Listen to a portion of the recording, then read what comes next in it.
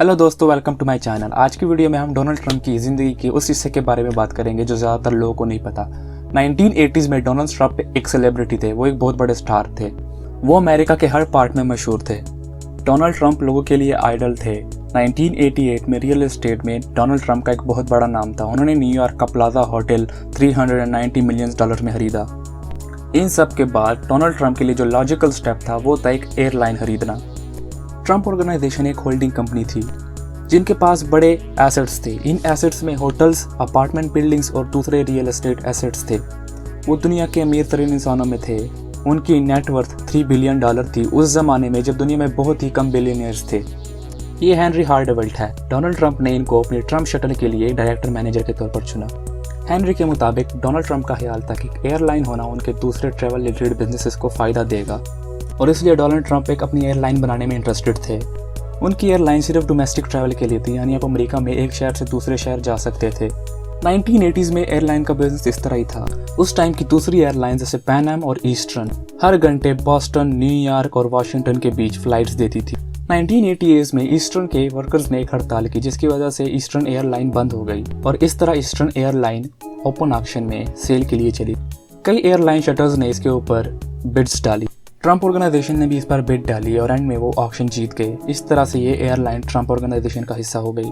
Donald Trump ने ये air shuttle $365 million में खरीदी। डोनाल्ड ट्रंप ने ईस्टर्न एयरलाइन के मालिक फ्रांस लॉरेंस के साथ अपने प्लाजा होटल में मीटिंग की। इनके बीच डील हो गई और ट्रंप शटल का जन्म हुआ। ट्रंप शटल के पास 21 बोइंग 727 एयरप्लेन्स थे। ट्रंप ने हर जहाज पर $1 मिलियन लगाए और हर प्लान को रिफर्बिश किया। ट्रंप ने अपनी पहली जहाज की उड़ान के बाद ये दावा किया कि उनकी सर्विस उस दिन सबसे बेस्ट थी और उनके पास सबसे ज़्यादा कस्टमर थे। पहले कुछ 2 हफ्ते ये एयरलाइन काफ़ी डिसऑर्गेनाइज्ड थी, लेकिन बाद में ये आराम से 64 फ्लाइट्स डे देने लगे 3 शहरों के लिए। ट्रंप शटल बनने के बाद बहुत से लोगों को जॉब मिली। तकरीबन 1000 लोगों को रिक्रूटमेंट्स मिली। ईस्टर्न एयरलाइन बंद होने के बाद जितने लोगों को भी जॉब से निकाला गया था, ट्रंप शटल ने दोबारा उनको जॉब पर रख लिया और उनको बोनस भी मिला। ट्रंप ने अपने एम्प्लॉयज़ को काफ़ी खुश रखा। उस टाइम पर ट्रंप शटल के जो सबसे बड़े कंपेटिटर थे वो थे पैन एम। पैन एम भी एक बहुत अच्छी सर्विस थी जो कि बिल्कुल ट्रंप शटल की तरह सर्विसेज प्रोवाइड करती थी। पैन एम और ट्रंप शटल का आपस में बहुत सख्त कंपटीशन था। ट्रंप ने बताया कि उनको पैन एम के साथ कम्पीट करने में बहुत मज़ा आता है। उन्होंने मजीद कहा कि अगर आपने किसी के साथ कम्पीट करना है तो आपको हमेशा द बेस्ट के साथ कम्पीट करना चाहिए। डोनाल्ड ट्रंप ने कुछ प्रेस कॉन्फ्रेंसेस में पैन एम का मजाक भी उड़ाया। ट्रंप ने पैन एम के फॉर्मर प्रेसिडेंट ब्रूस नोबल्स को ट्रंप शटल का प्रेसिडेंट बना दिया। ट्रंप ने अपने एक प्रेस कॉन्फ्रेंस में कहा कि लोगों के मुताबिक सेफ्टी इतनी ज़रूरी नहीं, लेकिन मेरे लिए सेफ्टी फर्स्ट प्रायोरिटी है। एयरलाइन बिजनेस में आप अपने कंपेटिटर की मेंटेनेंस और सेफ्टी पर कभी उंगली नहीं उठा सकते और यही गलती थी जो डोनाल्ड ट्रंप ने की।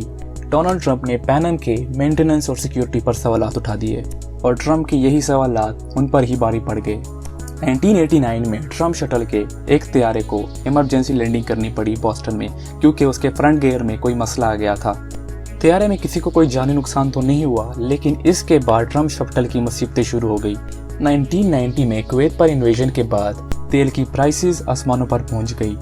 इससे सारी एयरलाइंस मुतासिर हुई, इंक्लूडिंग ट्रंप शटल। ऑयल की प्राइस में इजाफे से जहाज़ की टिकटों में भी इजाफा हो गया, जिसकी वजह से लोगों ने जहाज़ों में ट्रैवल करना बंद कर दिया। ट्रंप शटल को अपनी फ्लाइट्स कम करनी पड़ी। डोनाल्ड ट्रंप के बैंकर्स ने ट्रंप को बताया कि ट्रंप शटल अब लॉस में है और वो ग्रो नहीं करेगी।